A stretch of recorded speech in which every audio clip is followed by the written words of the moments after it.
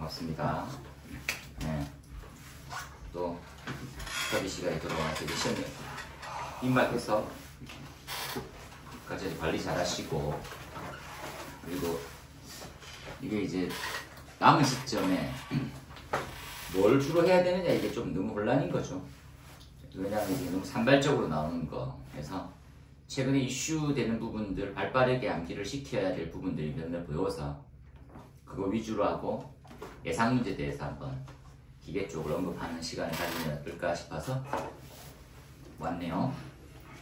올려준 자료를 보시면 이게 실내 장식물이라는 게 있거든요. 네. 실내 장식물은 이건 방염에서 써요. 아시다시피 방염, 이게 우리가 잘 보시면 내장, 외장이 있고, 그죠? 그 다음에 실내 장식물이 있거든요. 소방은 세 개를 다 다루는 개념이죠. 그리고 실외는 이제 우리가 아는 구분은 그냥 불연, 준불연, 난연, 가연은 제한 없이 쓸 수 있는 부분이고, 그죠? 각각에 이제 대한 제한을 걸 수 있는 형태는 불연, 준불연, 난연 이렇게 쓰는 거거든요.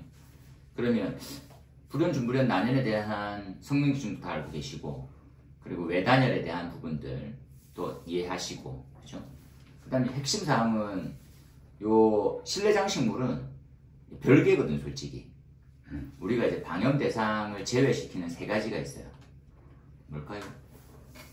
가구류. 네, 가구류. 10cm 미만의 반자돌림대, 돌림대. 내장재료. 내장재료는 다 제외돼요. 그죠? 결국은 내장재는 방염을 하는 게 아니라 뭘 해라? 불연, 준불연, 난연제에 대한 쓰임만, 기준으로만 만족시켜라는 거거든요.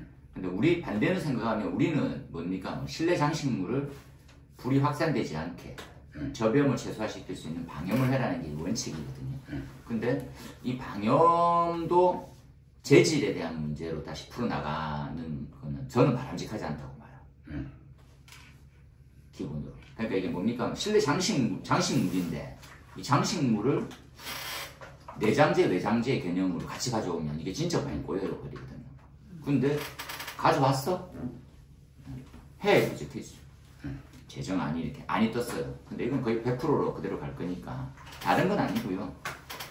이게 우리가 이제 적용시키고 있는 범위들은 방염은 대상이 꽤 많잖아요. 전 방염 대상의 암기는 조산 공동체의 우리 공동체의 조산이 있어요. 조산. 근데 그 조산보다 그 전에 법 바뀐 게 치안이라고 알고 있어요. 치한입니다. 치과의원, 한의원이 추가가 됐어요. 방염 대상에. 원래 공동체의 의원만 들어갔다가 치과의원과 한의원이 추가가 됐어요. 근데 조산, 문종은 쌤 그죠? 조산, 문종은. 네. 그 다음에 합의 11명 이상의 다수의 노숙자를 데리고 방송 촬영하고 유튜브로 돈 벌고 있다 이렇게 대상을 했었죠 제가. 그런 부분을 이해를 하시는데 그때 이제 나오는 게 다중이용업소거든요. 다중이용업에 여기 나와 있는 형태가 다중이용업특별법에 무리하게 이렇게 들어가는 거죠. 실내 장식물은 불연 또는 준불연 재료를 써라. 그렇죠, 우리 기준에. 근데 이게 실내 장식물은 방염 대상이거든요, 우리가. 그죠? 방염 대상 맞는데 이걸 불연, 준불연으로 가면 월등히 높은 자재를 쓰는 거거든요. 방염은 저변만 안 될 뿐이지 타는 제품인데 불연, 준불연은 타지 않게 제한을 하는 각종 실험을 거쳐서 이렇게 됩니다. 이게 법이 뒤집어진 형태하고 똑같아요. 이게 이제 좀 다른 거지. 그래서 저는 약간 좀 생각이 이렇게 법을 되게 꼬이게 만들면 그럼 방염을 하지 말고 차라리 불연, 준불연, 난연으로만 가지 왜 이런 짓을 할까? 그죠? 저는 그런 생각을 많이 하거든요. 그러니까 뭐냐면 실내 장식물은 마지막 거거든요. 그건 완화의 관점이거든. 그 난연보다도 우리가 성능이 좋은 것도 있고 나쁜 것도 같이 있어요. 아시다시피 이제 방염제 같은 경우는 6가지 테스트에 대한 지금 기본 개념을 가지잖아요. 잔연, 적길수도 한 가지. 근데 지금 난연제로는 다른데 그거보다 상위 제로거든요. 다중이용업체 설치 교체는 다중이용 물론 위험하지. 위험해서 실내 장식물에 해당되는 부분들은 불연, 준불연 해라 이런 것들 진짜 이거는 큰 거거든요. 이걸 놓는 거 이에 대한 해석 부분이 있던 거 이런 부분들은 저도 약간 놓치고 있었지만 이건 좀 과한 부분이 있어요. 이게 소방 나부랭이가 건축을 어떻게 이제 다 임의로 바꾸려고 하면 그러면 방염을 포기했어야 되는 거예요. 그렇죠? 보통 보면 이제 방염은 실내 장식물 가구류만 해당합니다. 그런데 이게 좀 특이한 거죠. 그렇죠? 수험생 입장에서는 암기 사항이 좀 줄어든 것으로 아니 뭐 어차피 똑같은 내용이 들어간 거니까 줄어들다 이렇게 말았다 이렇게 얘기할 수는 힘들고 근데 여하튼 이래 들어가는 거는 바람직하지 않죠. 이게 보시면 2번에 불연재료의 성능 기준이 1번, 2번, 4번이 알고 있는 내용이거든요. 최근에 이제 암기시키는 복합자재까지도 시험에 나왔었고 근데 3번 방염 성능 기준도 만족하고 불연 성능도 있어라 이런 거거든요. 이게 진짜 이게 힘든 그러니까 이거 그렇구나. 이게 있는 거예요. 그러니까 방염 성능 기준도 만족하고 그리고 불연재료 급식 또라이 그 도대체 그 재질을 쓰려면 실내 장식물은 불연재 성능 가져와서 그 방염을 또 받아야 되는 거고. 근데 불연제면 당연히 방향 성능 기준은 당연히 하지 되는지는 않을까요? 몰라요. 아닐 수도 있네 진짜로. 그것들에 대해서는 약간 회의성이 있어요.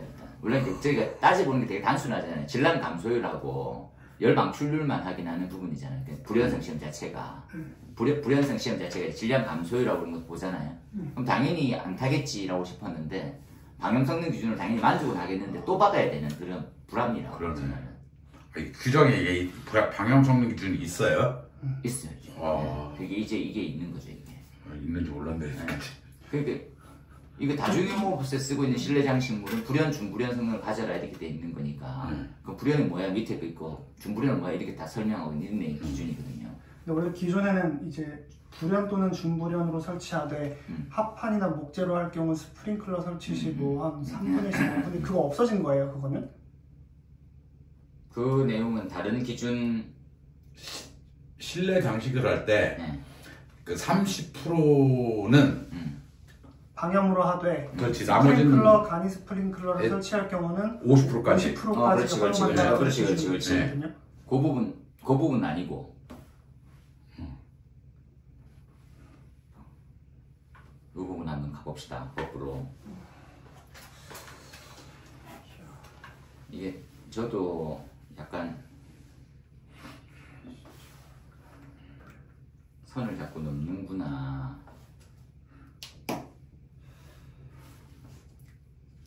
요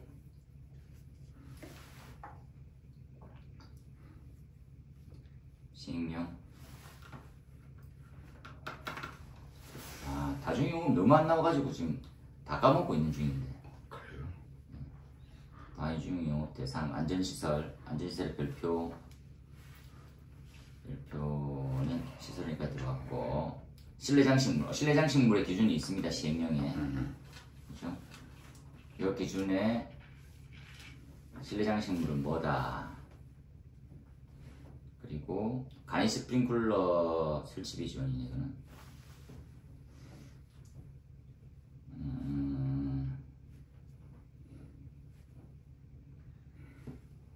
뭐 진짜 오래됐구나. 시험에 안 나올 것 같은데 이렇게 하고 좀 포기하고 있었네.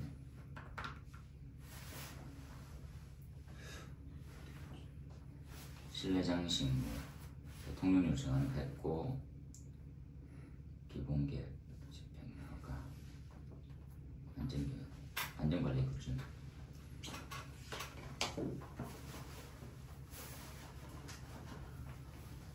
그쵸. 그게 법에 10조에 나와 있는 형태인데 맞네요. 그게 통으로 바뀌네. 그게 없어진 거예요? 그게 바뀌네요. 그게 없어지는 거. 30% 50% 힘들게 암기해놨는데 그게 없어졌네. 그게 통으로 바뀔 예정이네요. 되게 크게 바뀌네요. 그러면 그 기준을 같이 올려놨어야 되는데 죄송하네요. 이건 기준을 올려놓도록 하겠습니다. 10조가 저는 이제 바뀌어있던 형태에 이게 상충되는 부분이 문제다라고 했었는데 기존 거가 이렇게 바뀌는 거면 좀 다시 해석을 해야 되겠네요. 좀 많이 후속 문제가 많이 있을 것 같은데요. 지금의 방염업체가 있잖아요. 방염업으로 하는 업체는 저 밥그릇이 확 줄었네요. 아니. 다시 한번 천천히 10조 1항까지는 그대로 10조 2항이거든 방금 그 내용은 그 네. 내용은 그대로가 있어요.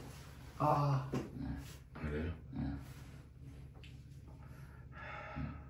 그래서 지금 요게 지금 내용은 불연 준불연제가 뭐냐에 대한 부분들에 대한 설명이고, 그러니까 방금 전에 얘기했던 간이 스프링클러에 대한 이 그 면적당 얼마에 대한 완화 기준 뭐 해당되는 부분은 바뀌진 않았어요. 그건 그대로 갖고 가시면 되겠습니다. 요 부분만 좀 암기하시면 되겠네요. 합판 목재 실내 장식물의 경우에는 10분의 3, 스프링클러 간이 스프링클러 10분의 5까지 방염 성능 기준 이상으로 할 수 있다. 이것도 상충되겠는데 나중에는. 제가 볼 때는 그것을 나는 이상으로 하면 그것도 의미 없어지는 것 같은데? 이건 좀 다시 한번. 네, 이거는 살짝 제가 좀 수정해서 잘 올릴게요. 그래서 불연질의 성능 기준은 다음을 만족할 것. 그래서 방향도 다 같이 만족해야 된다라고 하는 그것 때문에 제가 약간은 열받아가지고 부랴부랴 이렇게 했는데. 조금 제가 좀 잘 이게 뭔 말인가 싶어서 청의 보도자를 봤더니 그 예전에 저기 소방 공무원 출신 국회의원 한 명 있었잖아요. 네. 오양환인가? 네, 맞습니다. 그 사람이 막 해서 이 법을 2년 전에 3년 전에 기한 올렸는데 이게 통과됐다라고 청에서는 그렇게 보도자를 그렇게 부렸더라고요. 그렇게 제가 밑에 추가 첨부는 일부러 안 봤는데 이건 좀 뭐 알고 좀 하면 좋겠다는 생각이 드는데. 그렇죠. 그러니까 하여튼 소방 법안 꼬이면 수습 안 되고 네. 피해는 이제 여러 사람이 보고 나머지 이걸 나중에 정리하기가 굉장히 힘들거든요. 그러니까 오양환 그 사람이 소방 공무원 출신이 국회의원 됐다고 많은 소방업계에서는 좋아하고 박수를 쳤더니 이런 이상한 법을 만들어놔서 쉽지 않네. 근데 이게 뭐 네. 현재는 좀 아쉽습니다. 예. 잘 돼야 될 텐데 실내 장식물의 1항의 내용에 대한 부연 설명이 들어갔다 생각하시면 됩니다. 그리고 나는 그렇죠. 그래서 불연 준불연제에 대한 성능 기준이 이게 지금 제가 이제 개정 이유를 잠시 보면 다중용도 실내 장식물은 불연으로 설치하여야 하나 현재 제품에 대한 성능 확인 기준이 없어서 제품 검사를 통해서 인증받은 실내 장식물을 사용하도록 다중용도 관련 법령을 개선하고 실내 장식물을 설치하기 위해서 충족해야 되는 불연 준불연 성능 기준을 명확하게 하기 위한 부분이다. 어차피 명확하게 대한 근거는 건축자재 품질 인증 관리 기준을 그대로 갖고 오고요. 그런데 이제 힘들어 하시는 분은 방염을 할 거냐 뭐 불연제 준불연제를 할 거냐 선택이 아니라 어차피 불연 준불연제를 하러 돼 있으니까 불연 준불연제에 대한 성능 기준을 마련했다. 근데 추가로 방염 성능 기준도 만족해야 된다. 이게 결론입니다. 그렇죠. 그래서 우리가 이제 불연 준불연 성능들을 가지고 있고 그 다음에는 이제 그 불연 준불연전도 방염 성능 기준에 대해서 선처리가 되어 있어야 돼요. 우리 합판 목재만 후처리 개념이지 나머지는 다 선처리 개념이라 가지고 방염 성능에 대한 대상 물품은 불연 준불연제와 방염 성능에 대한 기준을 같이 갖고 가야 돼요. 실내 장식물은 불연 준불연제와 방염 성능 기준. 그런 자재가 지금 보이는 게 불연 준불연제는 이렇게 다 알고 있는 범위라 가지고 되는데 합판 목재 중에서 난연제가 있나? 난연 합판이 있죠. 있기는 있는데 엄청 비쌀 것 같아요. 그렇죠. 요즘은 항상 플라스틱 소재들이 워낙 그러니까 선처리 물품은 여전히 방염 대상이고 처리는 이게 너무 신기한 게 이게 실내 장식물에 대한 범위도 실내 장식물 있죠. 대통령령으로 정하는 거 벽하고 되는 이 중에서 종이류, 합성수주, 섬유, 합판목재, 아니칸막이, 흡음 이런 것들을 야씨 어떻게 하려 실내장식물을 불연 준불연제로 해야 돼? 우리 때까지 방역만 하지 않았나? 준불연제를 할 수 있나? 아 이건 현장과 약간 조금 거리가 있겠는데요. 가니칸막이가 준불연제가 있나요? 없을 것 같아요. 파트 이거 흔히들 말 파티션이잖아요. 네, 파티션 다 방염제는 있더라도 네, 선처리 방염 파티션은 있어도 그 준불연제 그렇지. 난연이면 진짜 거리가 안 타는 거거든. 와 이러면 선처리 막 다 테프론을 하라는 거네. 불한테 불연제로 하는 거 아닌가요? 와 이건 좀 이게 지금 개정해서 발표한 거죠. 아니 안 올려가죠. 개정 안 해. 네, 근데 별 차이가 없을 것 같아요. 이게 별 고민 요즘 많이 안 하는 사람이니까 무조건 그냥 바로 결과가 나오는 것 같아요. 방역업자들이 지금 드러날 거 아닙니까? 이러면 근데 이걸 잘 모르세요. 그분들이 발빠르게 잘 못해요. 법안 발표 나고 난 다음에 이거를 현장에서 어떻게 해라 이렇게만 나오지. 그분들이 또 다른 일 하면서 방역업하지 방역 하나로 먹고 사는 게 아니다. 그러니까 방영하시는 분이 안 올라오고 이런 부분에 대해서는 의견을 제시할 기간이 있는지도 모르고 하시는 분들이 대부분이거든요. 기존에 그러면 이렇게 내부 그 소음이라든가 방음제 이렇게 만들었던 방염제 같은 경우가 이 법을 한다면 다 인증받은 것들이 사라지진 않아요. 그대로는 유지되는데 근데 그 이후부터 받는 형태는 이게 이제 그거는 그 제품에 대해서 적용에 대한 문제니까 이제부터 적용은 받았던 거가 유지가 되는 게 아니고 방염 성능만 받았던 거면 준불연제도 받아야 되는 걸 수도 있어가지고 그게 좀 걱정이 나요. 제 입장에서는.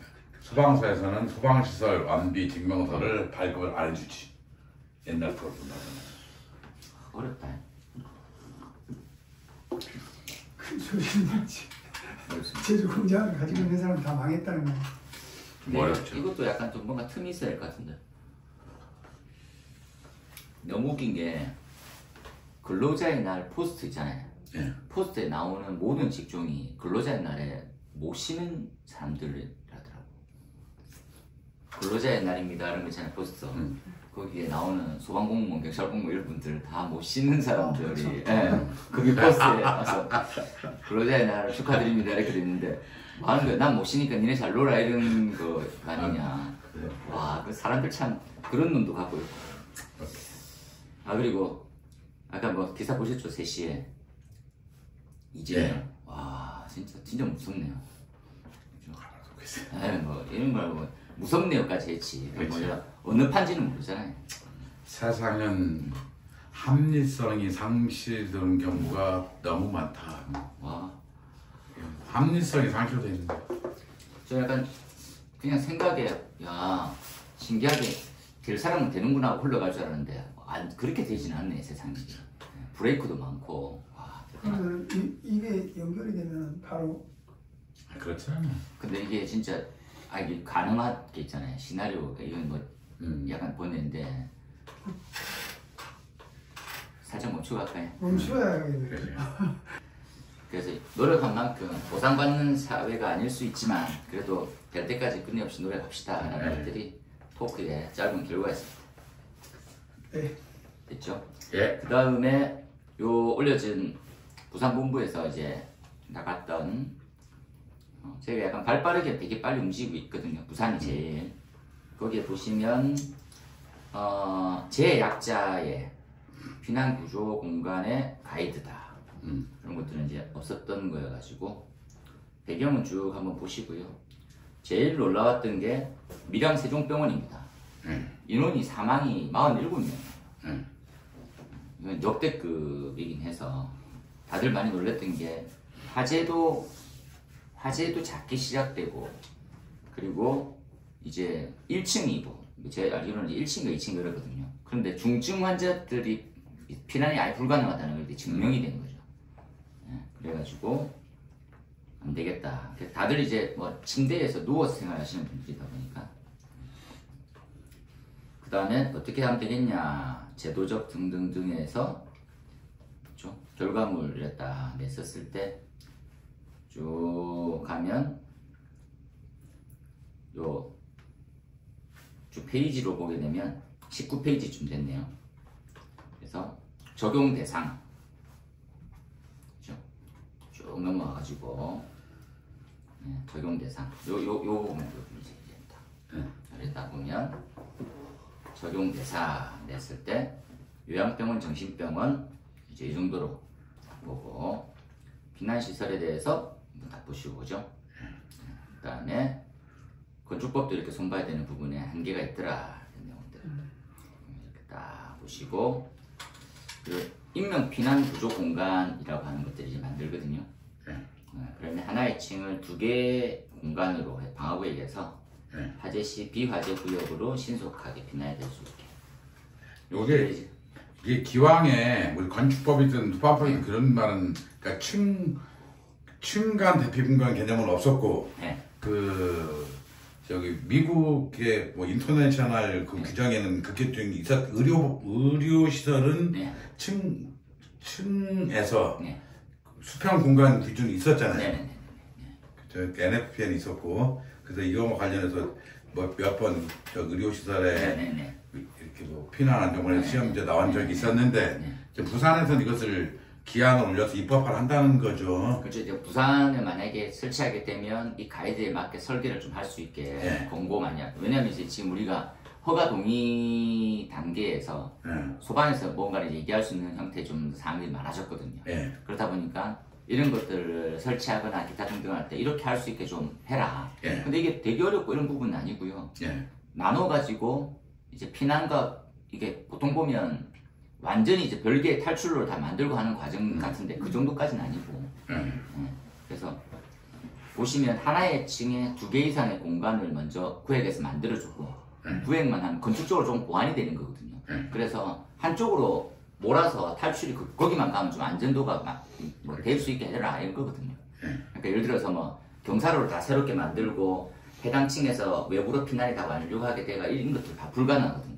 그렇다 보니까 머리 쓴 게 한 층을 두 개의 공간으로 구획을 하고 화재 발생하면 반대편은 비화재 구역이라고 해서 여기 공간에만 가 있어도 탈출시킬 수 있게 좀 만들자.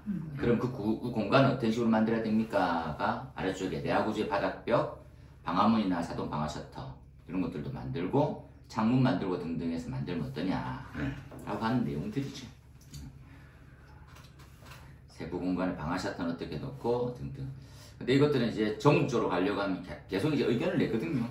그래서 이제 법을 통으로 바꾸기 힘들고 가이드라인이라는 걸 하니까 이건 좀 권장하면서 허가 내줄 때 우리가 허가 동의 내줄 때 이렇게 좀 해라 이 부분들은 그런 사항들이 주로 들어가 있는 부분이다. 여기 25페이지에 보면 25페이지 그 가운데 구조 그림 밑에 있고 구조가 있고 일부는 유리 매립 구조로 할 것이 그 투시창을 말하는 거겠죠. 투시창이죠. 방화문에 유리 매립 그러니까 이게 그 IBC 코드에서는 당연하게 돼 있죠. 우리가 이제 뭐 그 알다시피 그 뭐 비상용 승강기 승강장이 유리로 볼 수 있게 돼야 되거든요. 그렇지만 그걸 이용할 수 있는지 없는지 이 기본 개념이 있었는데 우리는 전부 다 그냥 밀폐형 방화문으로 돼 있다 보니까 문 열고 들어갔는데 연기 자국 이게 기본이거든요. 그래서 이런 것들이 저는 있는 걸 더 맞다고 생각하거든요. 근데 조금 아쉬운 건 뭐냐면 얼만큼 해야 되냐 어떤 창 크기 이게 답이 없어요. 화재 구역에 설치되는 곳이라고 생각하면 유리의 규격은 최소화시키는 게 맞거든요. 내부 확인만 되면 최소화시키는 거예요. 대표적인 예가 이제 그런 거죠. 우리가 뭐 환기시설 보통 보면 이제 채광 관련해서 위험물 보면 그 불연제로를 하고 최소화될 수 있게 망임유리라는 말이 있고 망임유리는 없어요. 그러니까 망임유리는 우리가 말하고 있는 그 제어반 쪽은 그렇게 써도 된다고 돼 있지만 환기나 채광에 관련된 위험 제조소 등에서는 그냥 이제 유리가 만약에 있어도 되는데 그걸 해라는 거지. 최소화시켜가지고. 그러니까 보면 10cm, 20cm 정도로 하든지 뭐 내부만 보이면 끝이지 않습니까? 그걸 뭐 크게 하려고 그런 부분에 대해서는 자꾸 기준이 없다 보니까 막연하거든요. 또 의견 내면 도대체 얼마나 크기로 갖고 오느냐. 그럼 현장에서는 또 최소 얼마 이하로 해라든지 얼마 이상으로 하라든지 그게 있어야 최소치를 맞춰오거든요. 네. 가이드가 나쁜 점과 뭐 좋은 점을 동시에 가지잖아요. 그러니까 이게 지금 제일 문제가 우리나라의 시스템이 뭐냐면 설계자는 돈과의 싸움이거든요. 시간에 대해서. 그렇죠. 외국은 뭐냐면 엔지니어링에 대한 싸움이거든요. 그러니까 외국은 여유 있게 돈 많이 받고 설계하다 보니까 이걸 끊임없이 고민해 주는 거예요. 아 이렇다 저렇다 저렇다. 그러니까 우리가 건축사들이 좀 그렇잖아요. 일정은 정해져 있지만 진짜 화려한 건물을 지어주잖아요. 그러면서 확 고민 많이 했다면서 몇 번 미팅해가지고 계속 해주잖아요. 그 해주는 이유가 건축 설계면 100억짜리도 있더라고요. 그럼 당연히 그래주겠지. 그죠? 이렇게 다 만들어갖고 갖다 주니까 no 이러면 또 다시 뭐 만들어주고 이러면서 이런 게 이게 되잖아요. 근데 우리 소방은 그런 게 전혀 안 돼. 뭡니까? 날짜가 정해져 있거든. 그러니까 시뮬레이션 2번도 못 돌려요, 시간상. 일단 막 해가지고 뭐 그게 얼마나 필요하냐. 위원회에서 이렇게 그럼 설계자가 적절하게 하면 되지. 뭐든 적절하게 시간 없어 죽겠는데 돈도 없고 얘기해 빨리. 몇 센치짜리. 이게 끝이거든요. 그래서 제가 보기에는 이러한 기준이 권장이라고 할 때 최소 사이즈만 해주든지 그렇죠? 20 이상 해라. 그럼 20cm, 20cm 해서 갖고 오면 되잖아요. 그럼 됐다. 이러면 되는데 해라. 뭐 어떻게 해라고. 그런 시간이 우리 지금 없더라고요. 그렇습니다. 그 외에 나머지 설비에 관련해서는 한 번씩 다 보시라고 시험에 나오는 것들이거든요. 그래서 그걸 한번 쭉 보시라고 제가 내봤습니다. 경사로 연결 통로 이런 복도 있죠. 그건 기준이 있는데 잘 안 봤잖아요. 그림으로도 잘 돼 있으니까 한번 보시라고. 이런 것들도 뜬금없이 시험에 나올 수 있는 거라고. 그 외에는 됐네요.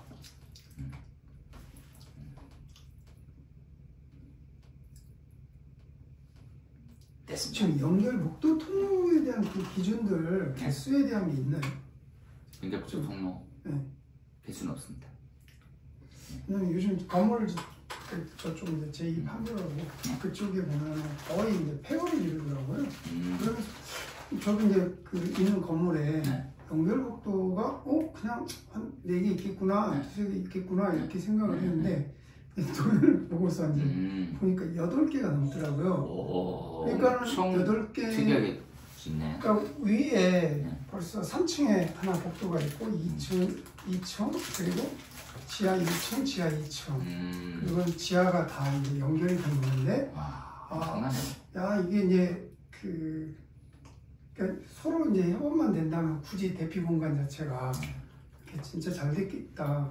그러니까 지난주 이렇게 좀 소방계획서 한번 만지다 보니까 우리는 대피가 따로 이제 어린이집이 하나가 있다 보니까요. 그래서 이제 약자분들을 갖다가 계획서를 보다 보니까 가장 큰 대피 피난로에 대한 부분들이 연결 통로겠구나 이렇게 이제 생각이 되더라고요. 그래서 건축법에서 이제 기준들이 그러니까 이제 방화문 같은 경우가 그러니까 방화문 안에서 보면은 패닉바 있지 않습니까? 이게 저쪽 상대방 입장에서 이렇게 해준 거냐, 우리가 이제 여기에서 나가는 거 입장으로 가야냐. 패닉바는 엉덩이를 밀고 나가니까 밀고 나가는 쪽 기준점으로 되어 있는 거죠. 근데 이제 그 해당 건물에서 보면은 상대방이 이쪽으로 들어오는 걸 봐야겠더라고요. 그래서 이제 처음에 그걸 가지고 이제 지적사항을 냈다가 이거 문짝 뒤집힌 거 아니야? 보니까는 우리 쪽에서는 나가는 게 뒤집힌 건데 저쪽에서 와야 맞는 거잖아요. 양쪽으로 달면 안 돼요? 양쪽으로 달아주면 좋겠지만 이게 비용은 물티슈 같이 보이는 것 같은 느낌이 없으면 제가 쓰면 그 경사로 그 에스컬레이터가 있잖아요. 네. 에스컬레이터가 있으면 기본적으로 내부에서는 바깥쪽으로만 탈출하는 개념이잖아요. 내부에서는 바깥쪽으로요. 근데 우리가 화재가 발생하면 그 에스컬레이터가 멈추면서 걔를 피난로로 쓸 수 있나 없냐가 좀 고민이거든요. 그러다 보니까 국자들은 이걸 써야지 셔터는 떨어지지만 문의 방향을 반대로 해야 되는 거 아니냐. 아니다. 내부에 있는 사람은 밖으로 나와야 되는 거지. 안 쓴다. 그것 또한 감동을 받습니다. 그러니까 피난의 방향이라는 게 이게 뭐가 맞고 이런 건 아닌 것 같더라고요.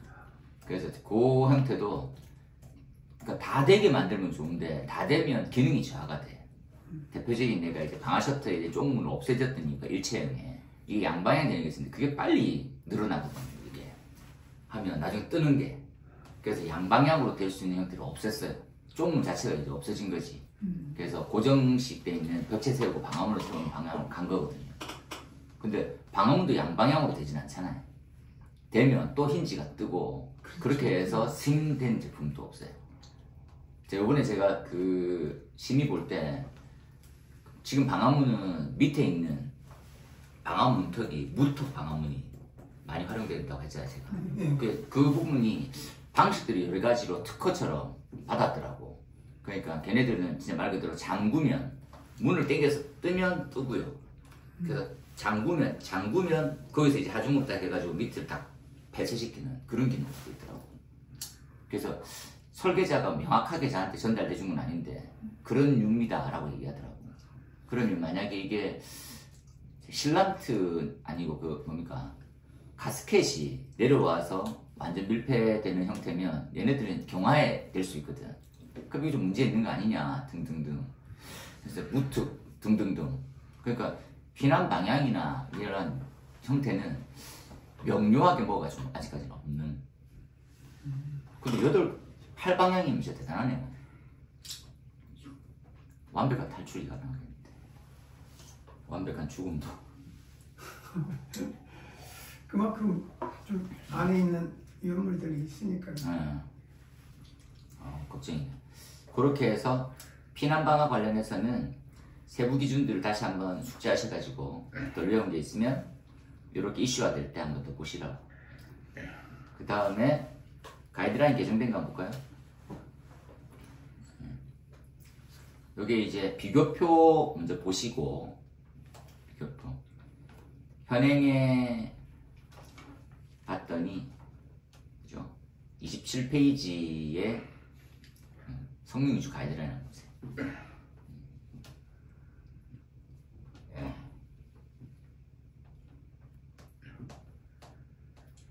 거기 비교표에 한 것 좀 보세요.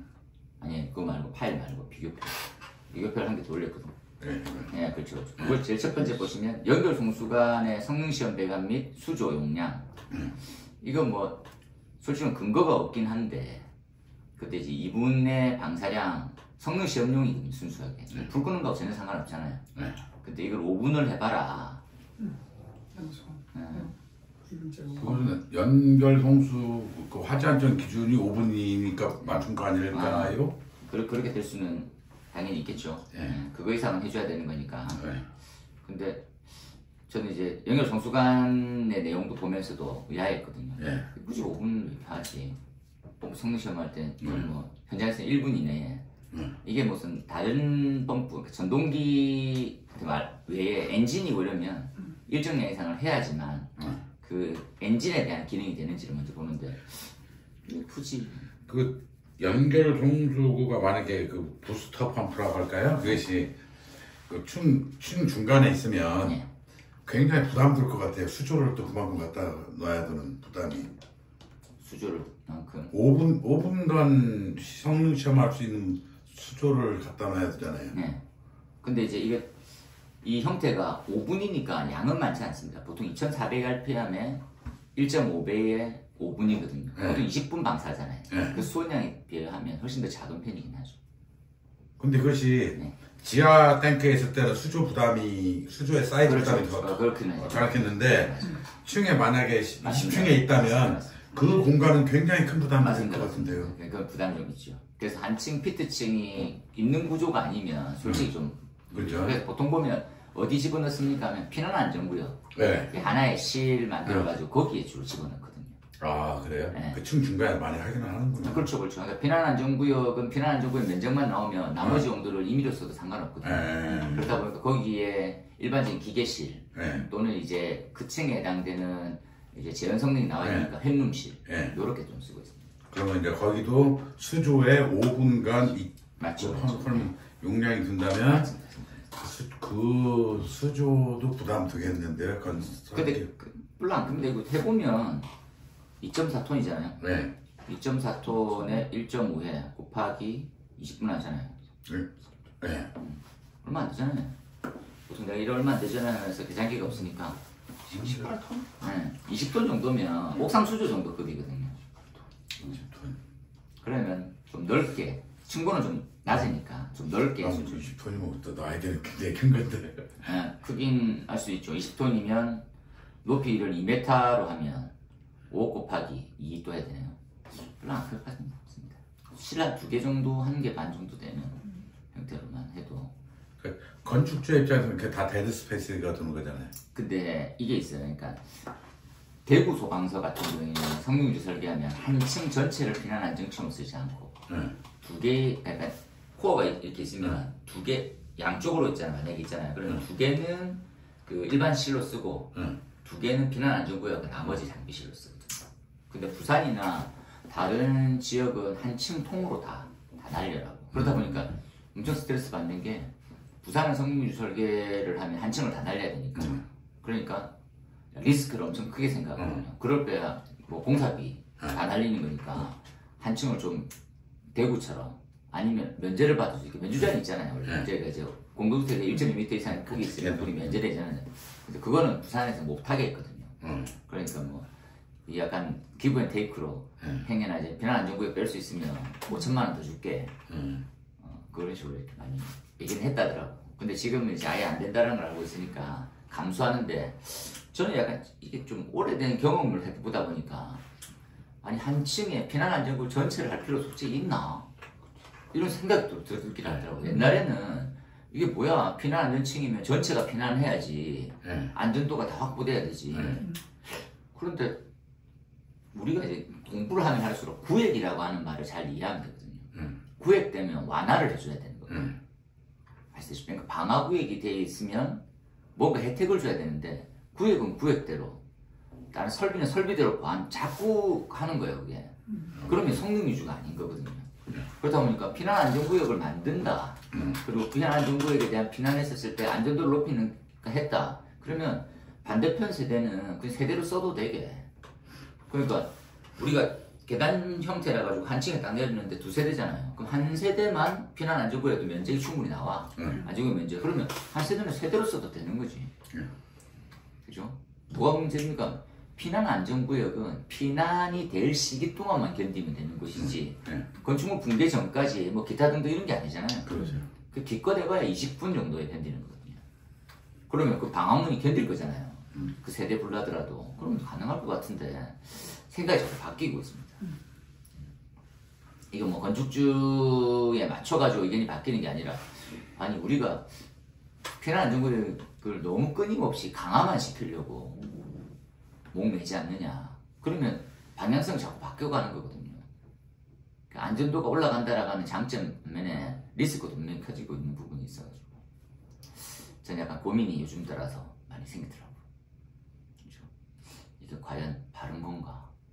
저희는 막 저희끼리 이렇게 했었을 때 시뮬레이션 그게 되나? 이런 농담삼아 이렇게 막 하거든요. 그러니까 저희가 시뮬레이션 전문가들이 아니니까. 근데 시뮬레이션 하고 실물 시험을 해본 사람이 잘 없거든요. 기껏 해봐야 뭡니까 라면 이제 핫스모그 테스트 같은 거. 그걸 이제 우리가 퀀텀 돌려본다든지 핫스모그 테스트 해보면 일정량 이제 비슷하게 나오는 경우들이 있어가지고 양호한 결과. 근데 진짜 플레이 보면 전혀 다른 성상이 나오거든요. 근데 그걸 갖다가 FDS 돌린다고 해서 우리가 말하는 그런 리스크가 원하는 시간 내에 돌까? 그 제일 충격받았던 게 이런 겁니다. 보통 이제 우리가 재현을 돌리지 않고 테스트를 하거든요. 무슨 말입니까? 시뮬레이션 할 때. 그러니까 재현을 하면 와류가 생겨버려요. 그러다 보니까 연기가 진짜 빨리 퍼져가지고 에이스의 시간이 확 줄어버리는 거예요. 그러니까 이건 다 죽어. 그러니까 불나면 재현이 돌잖아요. 공조가 유지되기도 하고. 그러면 이제 태클 걸는 심의위원들은 돌리고 해라. 그러면 에이셋이 너무 짧아갖고 탈출을 못하는데 그러면 성능 위주 설계를 못한다는 말하고 똑같거든요. 제일 첫 번째가 A셋, R셋이 나와야지만 그 다음부터 이제 뭔가 갈 수 있는 건데 A셋, R셋도 안 나오는데 그게 가능해 불가능한 거죠. 그러니까 안 되는구나. 그죠? 불나면 재연설비는 안 돌게 해야 되나? 그런 거죠. 그래서 지금은 시뮬레이션이 제가 보면은 2차 과도기 같아. 옛날에는 진짜 너무 문외한이어서 돌렸던 시기. 지금 알고 안 되는 것들을 알게 되는 시기. 이게 좀 절충안을 좀 찾아야 될 것 같아요. 그래서 시뮬레이션이 신뢰도가 좀 낮다라고 말하는 이유 사람들의 의견인가 봐요. 그게 시뮬레이션은 신뢰도가 없어요. 제 입장에서. 이게 있다 없다를 말하는 과정은 아니고요. A셋과 R셋을 만족하는지에 대해서는 뭐 당연히 그러니까 그거는 이제 결과가 나오는 거니까. 근데 이게 신뢰도라고 하는 관점은 함부로 평가해서는 안 돼요. 그래서 참고사항으로만 봐야 된다라고 말하는 사람이 있더라고요. 그렇게 가야지 맞는데 이게 절대적인 평가의 지수. 그러니까 이것도 안 되는데 다른 게 되면 뭐 하냐 이렇게 얘기하면 진짜 안 될 가능성이 높거든요. 그러니까 정말 최악의 조건, 그러니까 연기가 확대된, 연기가 제일 먼저 퍼지잖아요. 그러니까 연기에 관련되어 있는 부분을 최악의 조건으로 돌려버리면 아무도 탈출을 못해. 비난 시뮬레이션 돌릴 수가 없어. 그 재연도 반영을 안 하는 거면 연도효과 같은 것도 반영을 아예 안 하고 하는 거겠네요. 못하죠. 와, 그러면 진짜 그게 할 수가 없는 게 이런 거예요. 그러니까 연도로 해서 퀀텀으로 돌리긴 해요. 그 돌리긴 하는 부분이 그걸로 우리가 이해해서 돌리는 건 아니에요, 솔직히. 그러니까 A셋과 R셋을 만족시키는 부분이 아니에요. 왜냐하면 생각해보세요. 원래 이제 우리가 A셋과 R셋 판단은 한 층에서 탈출 인원이 특별 피난 계단 또는 피난 계단에 도달할 때까지 걸리는 시간을 R셋을 보거든요. 그러니까 수직에 대한 피해는 판정할 수가 없어요. 그러니까 수직에 대한 판단은 뭘로 합니까? 제가 약간 어불성설이 성능 위주 내화 설계를 해와라. 성능 위주 내화 설계가 뭐냐 질문이 나올 때 이건 출제자가 어떤 의도로 했을까 너무 궁금해요. 실제적으로는 어떻게 하냐니까 하면 성능 위주 내화는 그 구조물이 내화 성능이 어디까지 유지될 거냐를 따지는 거잖아요. 근데 그것들은 어떤 식으로 우리가 시뮬레이션을 돌리냐면 전층에 있는 사람들을 다 탈출 완료될 때까지 걸리는 시간. 근데 그 건물이 구조적으로 견딜 수 있는 시간을 보는 거거든. 근데 그게 맞지 않아요. 근데 돌려보면 당연히 낫지. 왜냐면 전층에 100층짜리라도 탈출하는데 2시간 반이면 탈출하거든요. 건물은 다들 2시간 반 이상 견디지. 기본적으로. 그러니까 그건 하는 의미가 아예 없어. 그리고 성능 위주 내화를 해라는데 피난 안전 시간을 확인하는 거예요. 그건 전혀 안 맞아. 이상하게 지금 하고 있는 거지. 근데 기술사 시험 문제 내능 자체도 어떤 의도를 냈는지가 이상하게 됐어요. 그렇다고 해서 건물의 내화 성능이 떨어진 거 그걸 의심한 사람은 없을 거고. 그러니까요. 3시간, 4시간 불나도 건물은 멀쩡합니다. 그게 그런데 제 실제 탈출 완료 시간이 확보되는지 여부를 판단해서 돌리기 왔더라고. 그게 뭐야 그게. 아니 건물이 견디는 시간이 중요하지 사람이 탈출하는 시간이 뭐가 중요해요. 133회 때 문제 나왔는데 우리 정경이는 그 문제 고득점 맞았다는 거 있잖아요. 아니 그 제가 이제 전에도 한번 했지만 답을 쓰기 위해서 그냥 어떻게든 쓰는 거는 괜찮아. 그런데 프로그램 냈다 써놓지. 막말 얘기하면 이걸 의도를 어떻게 냈느냐가 중요해요. 그러니까 이게 현실하고 전혀 별개 문제잖아요. 내화를 성능 위주로 판단한다.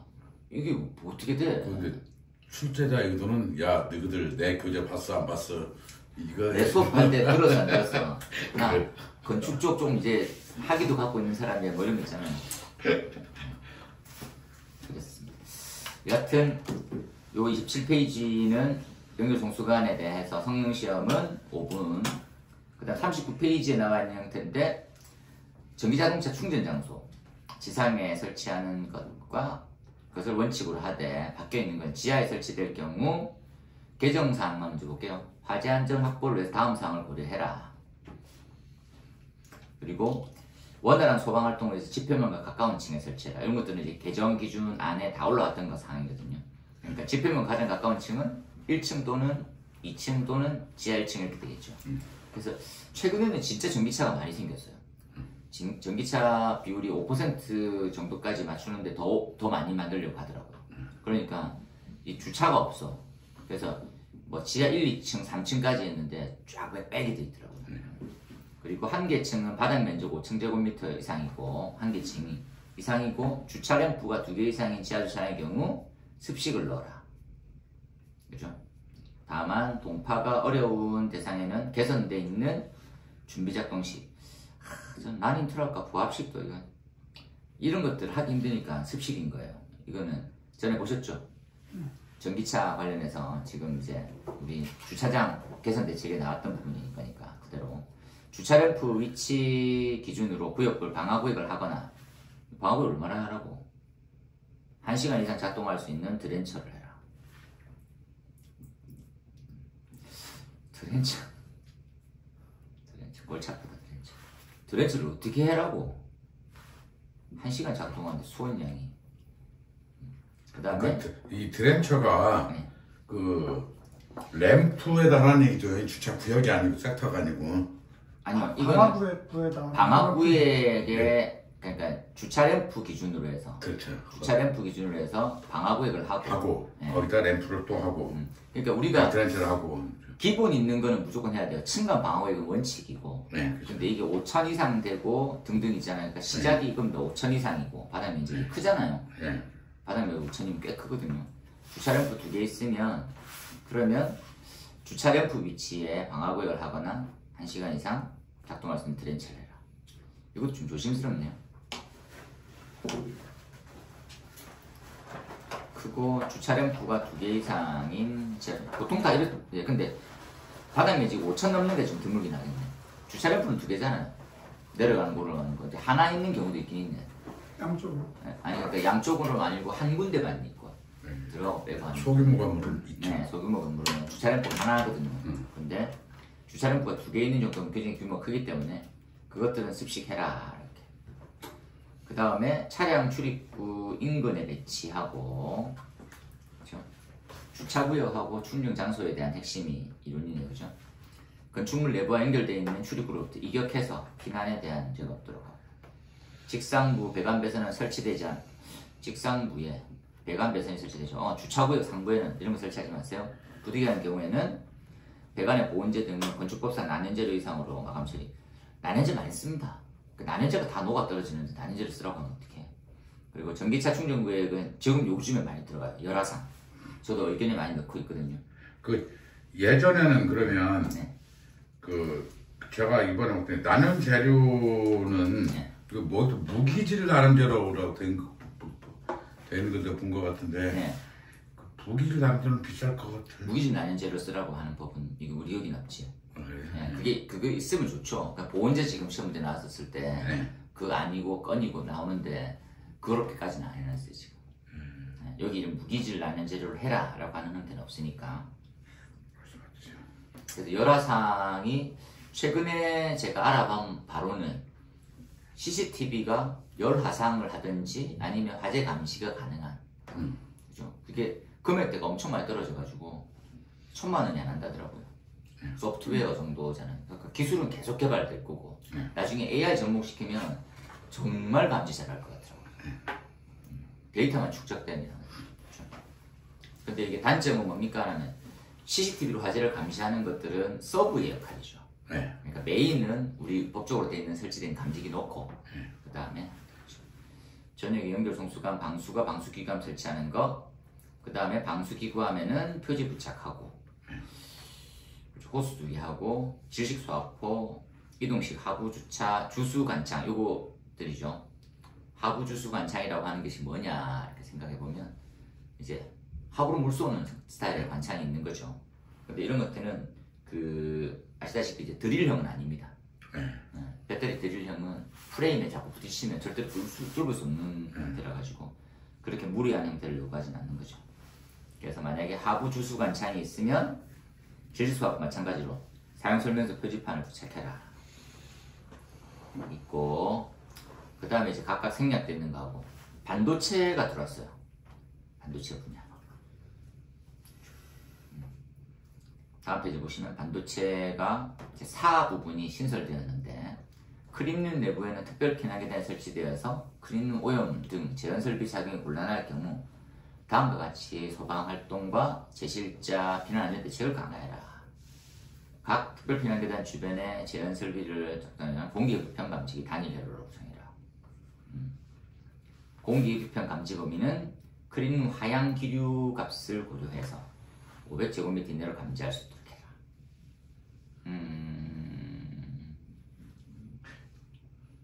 그 베스타 브로시업에 2000제곱미터까지 가능하다라고 써 있었던데 네. 2000제곱미터까지 갑하지 말고 네. 500제곱미터로 쪼개라는 얘기죠. 회로를. 그 다음에 전용 감지기 동작 시 해당하는 특별피난 계단의 제한 설비에 급배기 설비가 동작하도록 해라. 그 다음에 CCTV 작동하도록 하고 원격 감시 및 동작 가능하고 조도는 10룩스 특별피난 계단의 출입구 시인성 강화를 위해서 출입문 주변에 녹색 시인성 강화해라. 각 부분으로부터 특별피난 계단 출입까지 피난 유도 표시를 해서 시인. 크림룸 지역에서는 스프링클러 조기 반응하고 국내 형식 승인 또는 FM, UL 등 국제기준에 승인한 제품해라. 이렇게 나와 있네요. 근데 이게 특피가 설치되면 크림룸에 왜 오염되는 거예요? 생각해보면 그러니까 이제 크림룸 형태는 뭡니까? 내부를 깨끗하게 하는 거거든요. 네. 내부. 근데 특별피난계단 형태는 외부 신선한 공기가 들어오는 입장이거든요. 그게 완전 밀폐가 안 돼 있어요. 이해되시죠? 네. 그러니까 외부 송풍기가 불어넣지 않더라도 통하는 거예요. 그죠? 근데 진짜로 크림룸이라고 하는 이런 단순 말고 진짜 농도가 얼마 이하로 낮춰야 되는 곳이 있잖아요. 반도체 공정 중에서. 그러니까 웬만한 반도체는 크림룸 없어요. 아 그래요? 네, 거의. 근데 약간 집적도가 높은 형태는 약간 방진복 입고 들어가는 곳 그런 곳은 있어야 돼요. 근데 그 방진복이라는 게 김치 뭐 등등 하러 가는 게 깨끗한 청결의 의미가 아니고 진짜 먼지 입자가 얼마 이하로 떨어져야 되거든요. 그건 끊임없이 공조가 돌아가. 그러니까 내부에 있어도 그냥 바람이 분다는 느낌이 들어요. 그만큼 기류가 빨라요. 그런데 특피를 열어놨다. 그럼 거기에 도는 기류가 빨아들여요. 그럼 외부에 신선한 공기는 아니거든요. 외부는 그냥 공기일 뿐이지. 크림 내부는 진짜 신선한 공기여야 돼요. 그렇죠? 연기 입자 농도가 얼마 이하로 돼 있어야 되거든. 그래서 제한 설비는 거의 불가능할 것 같습니다. 제 입장에서. 그러니까 문을 한 3중으로 해놔야 돼요. 그러니까 이런 거 있잖아요. 문 열고 쫙 뿌리고 하고 다시 또 걸러주고 이래야 돼요. 그런 것들은 의미가 없지. 뭐. 근데 여기에 특피 제한에 급배기 설비가 동작한다는데 특피 제한은 배기는 없지 않나요? 이건 잘못 오표기라고 생각하시면 됩니다. 이것들은 유익공기 배출이라고 하는 개념이지 특별피난계단에 대한 형태는 좀 아쉽긴 한데 그냥 보통 이런 거죠. 알아들었잖아. 알잖아. 이런 거죠. 모른다 이 새끼야 이렇게 하는 건데 급배기가 존재할 수가 없죠. 유익공기에 대한 배출만 존재하고 요 부분은 딱 하나가 조금 아쉬운 게 좀 구체성이 없네요. 근데 설치되는 형태는 전부 다 시나리오나 매뉴얼대로 시방에서 다 알아서 해서 뭐 베스다나 이런 데 보면 이 크림룸 설치되는 공정이 정해져 있어요. 그러다 보니까 여기 뭐 500제곱미터 미만 이내로 해라 이런 것들에 대해서는 아시다시피 그 감지 범위 설정을 좀 촘촘해라 이런 것뿐이 나머지는 하나도 표기할 필요가 없어요. 나머지는 뭐 반도체 공정에 따른 시방을 따를 그게 하면 다 끝났어요. 그리고 참고로 그냥 막 쉐어하고 싶은 게 뭐냐면 크림룸은 반도체 공정 크림룸은 우리가 2m, 3m가 아니고 한 20m, 30m 돼 있어요. 30m. 그 20m, 30m에는 안에 그 계단을 타고 올라가야 되고 거기는 아트리움이네요. 아니 그렇지 아트리움하고는 틀리지. 왜냐면 아트리움인데 어떻게 되냐면 가보면 그냥 다 그레이팅 천장이에요. 그러니까 다 공기가 통해. 그러니까 전 공정이 다 그래 돼 있어요. 그렇지. 그러니까 메뉴 이렇게 딱 보면 진짜 높은인데 위에서 엄청나게 큰 해인데 바람이 끊임없이 나와요. 그렇죠. 그리고 난 다음에 그 하부 1층에 제일 끝단에 가면 흡입이 엄청나. 그렇죠. 그렇게 해서 내부 공정이 이렇게 돼 있어요. 계속 끊임없이. 그러니까 일반적인 위로 갔다가 이렇게 오는데 거기 바람이 위에서 쫙 내려와서 여기가 그렇죠. 그 저기 보시면 한 20m 되기도 해야. 네. 그래서 20m 넘습니다. 네. 그러니까 층간 자체가 한 4.5m 이렇게 되는데 그게 한 3, 4개 층 그렇죠. 되는 형태의 공정이거든요. 그러니까 거기에는 이제 이 계단이 그 안에서 계단이 있을 수밖에 없고, 그다음에 이 계단실과 이 공정 크림룸 지역하고는 이렇게 구획이 되어 있을 것이고. 그 큰 덩어리가 다 크림룸이에요. 그렇지. 전부 다. 그렇지. 저 거기 보러 이제 와서 깜짝 놀랐어요. 거기 있는 크림룸은 조금 그 특별 계단도 깨끗한 것 같아. 그렇죠. 특별 계단도 그러니까 다 깨끗해야 되죠. 그러니까 네, 이게 막 그렇죠. 뒤집어 쓰는 게 자체가 엄청 철저하거든요. 그다음에 거기 가려면 이제 이 신발까지도 이렇게 우주복이라 보통 사람들이 얘기하는 우주복을 머리통부터 저 신발 끝까지 방진복으로 다 우주복을 입고 들어가야 되는 거니까. 가서 보면 전에 얘기했잖아요. 이게 딱 들어가면 바람이 이렇게 오는 게 느껴져요. 그리고 배기 쪽에 가보면 좀 촘촘하게. 근데 나는 이건 진짜 의미가 없다고 보는 게 이게 하얀 기류를 고려한 500제곱미터 미만이잖아요. 네. 이건 진짜 의미가 없어요. 왜냐하면 이 크림룸은 그 면적당에 설치되는 게 아니라 그 그렇죠. 공간당 배기가 나가는 거기에 있겠지. 그러니까 예를 들면 이런 거예요. 이거 지금 일마가 일방에서 몰랐는데 이렇게 배기가 있잖아요. 사람이 이렇게 있잖아요. 그럼 이렇게 돼 있어요. 이게 배기입니다. 배기 나가는 배기구. 그러니까 이게 엄청나게 바람이 세게 나가요. 이 앞에 있으면 몸이 이렇게 들러붙을 정도로 그 정도 세게 나가요. 여기에 공기두편이 달려있는 거예요. 그러니까 그 빠른 유속을 먼지를 캐치해서 먼지인지 화재 입자인지를 알고 분석하는 거거든요. 그러니까 기가 막힌 성능인 거지. 그렇죠? 그러니까 이렇게 돼 있는 거예요. 이렇게 묶여져가지고 연결 이렇게 돼 있어요. 그러다 보니까 이거만 감지하는 셈이 공간을 다 감지하거든요. 그렇죠. 그러니까 이렇게 나눠도 의미가 없는 거예요. 길고 워낙 이게 뭐 그러니까 500제곱미터면 바닥 제곱미터 따지면 2000이면 4개 관이라고 생각합시다. 가정에서. 그렇죠? 그 의미가 없는 거예요. 한쪽에서 빨아들이는 거거든요. 근데 진짜 띨빵하게 놓은 거예요.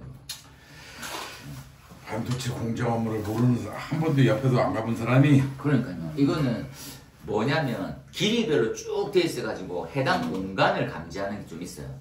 그런 쪽에는 약간 우리가 크림룸이라 말하기는 좀 부끄러운 것이지. 그래서 아까 호사님이 처음에 물어본 거 크림룸 내부에 특별 계단이 설치되어 이게 있을 수 있는 일이죠. 이제 침고는 한 20m라고 치다 이거지. 이제 이해가 다 갔어요. 네. 그리고 이제 TV 공장에 보면 그 작업자들 그 우주복 입고 설비들이 있고 막 위에 막 뭐가 돌아다니잖아요. 그게 이제 맞아요. 쉽게 말해서 그것을 이렇게 자동 반송 이송 설비라고 그러는데 맞아요. 그래서 자반 그러는데 이게 이거에서 이렇게 매달린 것이 쭉 여기서 공정을 해. 옮기가 해서 이제 그 과정을. 전 가서 제일 우리가 지적을 많이 했던 게 뭐냐면 너무 구획이 많이 돼 있어요. 위쪽은 다 말씀하신 대로 다 뚫려 있어 이게 막 공중이 움직이잖아요. 근데 사람이 있는 이곳 이렇게 있잖아요. 부분들은 다들 나눠져 있거든요. 그러니까 탈출하려면 한 7개 문을 열어야 되는 거예요. 야, 이건 진짜 큰일 나겠는데. 근데 소화가 너무 잘 되지. 첫 번째가 3가지로 돼 있는데, 첫 번째는 가스가 다 나와요. 네. 공조가 확 멈추고 가스를 다 뿌려요. 네. 가스를 감지해가지고 불이 안 꺼졌다 하면 그때 스프링클러나 물분물 이렇게 다 가려고 준비하고 있어요. 그래서 아니 이러면 스프링클러는 수동에 가까워요. 그렇죠. 그러니까 가스계로 법적으로 이제 만족하고 스프링클러는 수동. 왜냐하면 장비가 타는 것들은 최후의 불을 하고 있어요. 그렇죠. 그래서 2중 3중으로 되어 있어요. 제가 하나 이 크림룸 중에 여기는 이제 반도체 공장 상당히 친구가 있지만 여기 신약품 개발하는 데 있죠. 그러니까 삼바, 삼성 바이오라든가 SK 쪽 거기를 보면 되게 친구가 낮거든요. 네, 완전 밀폐죠. 네, 맞아요. 그건 그럴 필요가 없죠. 네. 그런데 이제 들어가는 데마다 다 칸칸이 완전 뭐 미로를 만들어요. 그렇지. 크림룸도 반도체도 있고 바이오도 있고 다른 것도 있고. 그러니까 이제 이게 제약도 말하는 있고. 제일 큰 개방형 형태는 공정이 전부 다 이렇게 연결되어 있는 큰 형태고, 그 외에는 방진복을 입고 들어갔으나 크림룸 수준은 아니고 일반 연기감지 설치된 것도 같고. 근데 말은 반도체 공장이에요. 그리고 롯데케미칼 갔었을 때도 그냥 거기는 크림룸밖에 안 된다더라고. 그 공정상. 그래서 이걸 설치했는데 그게 되게 웃긴 게 그 제품을 생산하려고 했는데 시장이 바뀌는 거예요. 그래서 이게 그거 합병하면 2위가 되고 이래가지고 막 했더라고. 근데 그게 어그러져가지고 다 철거를 해버렸더라고. 그때 제가 우스갯소리로 공기급형 관을 잽을 냈거든요. 저는 그런 전문이라 가지고 딱 들었는데 딱 마주쳤는 거예요. 어떻게 나내려서. 네. 아니 그게 나중에 처음에 설치할 때는 그게 이제 맞췄는데 나중에 다 잘라가지고 버리더라고. 그러니까 내가 하나 들고 와서. 네. 그냥 가지고 온다고 해도 근데 괜찮은데. 양심에 깜짝 놀래가지고 내가 이렇게 나중에 갈 때 이제 하나 주세요 이렇게 했어야 되는데 차마 말을 못하고 두고 설명해 줬을 텐데 요거 바뀌어 있는 형태로 보세요. 그래서 성능이주 설계 가이드라인에서 안 나왔던 부분 나왔던 부분 지금 개정되는 건 100%고요. 지금 지금 안 올라온 거는 100%고 그 외에 안 나왔던 범위 기존 기출 3개 다 봐야 되는 입장입니다. 예. 하고 지금 가이드 나올 시점이 돼가지고 한 번 확 나오다가 또 잠시 멈췄는데 또 이렇게 개정되면 또 그래 내 전에 문제 만들어난 거 있지 이러면서 또 그걸 내려고 하거든요. 하이드라에서 2-3개 나올 가능성도 있네요. 2-3개도 예상해 봅니다. 그래서 지금 바뀌어 있는 것들 전기차는 100%고 반도체까지 또 신경을 써야 되는 거구나. 이것도 어려운 게 아니니까 체크 딱딱딱 하셔가지고 보시고 그리고 전기차에 관련해서는 우리가 뭡니까 다른 형태도 좀 같이 보시는 게 좋죠. 같이 해서 이게 하나 묻는 게 아니잖아요. 이번에는 전기차는 열폭주 배터리가 있다가 가이드라인 개정상 이렇게 같이 묻으니까 그렇게 보시고. 아까 무기질 보온제 말씀하신 거 네. 여기 가이드라인에 있네요. 네. 있어요. 가이드라인은 있어요. 그 캡처해서 찍어봐 보는 공정해볼래요? 34페이지예요. 여기 카에 보면 나와요. 여기도 내가 그거 보고 깜짝 놀랐거든요. 34페이지. 무기질 보온제 34는 아이가 26페이지가 페이지로 표시되어 있는 페이지로 26페이지요. 26페이지. 무기질 보온제. 무기질 보온제는 이제 그라술, 미네랄 그런 거 말하는 거죠. 이게 이제 약간 조심스럽긴 한데 미네랄울이나 그라술이 무기질이잖아요. 이게 다. 근데 보온제라고 되어 있는 형태가 잘 없어요. 솔직히. 그래서 이건 좀 막연하죠. 지금 해야 되는 사항은 미네랄울은 잘 안 쓰고요. 특별한 공정에서만 쓰고 거의 현장은 다들 그라술인데 그라술은 보온 효과가 거의 없어요. 낮게 얘기하면. KCS 31-20-05를 제가 찾아봤거든요. 저는 2021년도에 업데이트가 가장 최종으로 업데이트가 거기까지 돼 있어요. 그래서 이제 그 종류가 왜 135일 때 이 시험 문제 이거 나왔잖아요. 그러니까 KCS 31-20-05를 설명하라 그랬는데 거기 보니까 8가지가 이렇게 나와 있더라고요. 그다음에 이제 그 성능 기준도 있고 무기질도 두 군데나 여기랑 2개 있어요. 그라스하고 이제 미네랄하고 나머지는 다 유기질. 8개가 유기질로 나와 있고 그다음에 이제 그 성능 기준이 있고. 그래서 보통 보면 이제 두껍게 해야 되죠. 두껍게. 그냥 약간 이제 우리가 말하는 아티론 보호는 진짜 작아도 단일 효과가 엄청난데. 제가 KCS 31-60-5 2021년도 버전을 제가 올릴게요. 네. 거기 보면은 이렇게 재질은 뭘로 하고 공사 방법은 어떻게 하고 두께는 어떻게 하고 이거 비슷하게 쭉 나와 있어서 또 선 넘네 이러면서. 아니 그래서 제가 보면서 건축하시는 분들도 그냥 공짜로 밥 먹는 게 아니구나. 이렇게. 그라스울로 좀 가야 될 판이네요. 지금 답이 없어가지고. 그라스울도 뭐 기존 대비했었을 때 그 정도로 단일 효과도 있고 이러면 단일 효과가 있는 걸로 나오네요. 일단 그 무기질은 진짜 그밖에 없어. 남이 미네랄로 훨씬 더 비싸니까 그라스울로 갈 수밖에 없네요. 여기까지 하고 잠시 끊어가지고